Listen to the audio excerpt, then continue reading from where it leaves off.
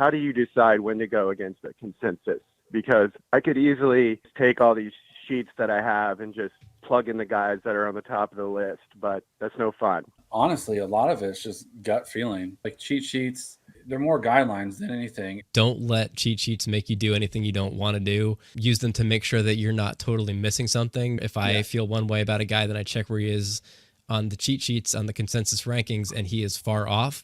That means that either there's something that I overlooked or there's something that I have noticed that everybody else didn't. So it makes me at least stop and really look a little bit deeper into that discrepancy and decide if I'm right or not. You can listen to us all year and follow every piece of advice we give you, and at best, you'll be right more often than not, but not all the time. And that still might not be enough to get it done. It's like anything, any game of chance. Cards, you could adhere to perfect blackjack strategy and lose all your money. It gives you an edge, but it's not perfect. Strategy dictates that you should stay, and you decide, you know what? I don't like my odds. I want to hit. I'm feeling it. You hit, man, because that is the human element of playing fantasy football. First and foremost, this game is supposed to be fun.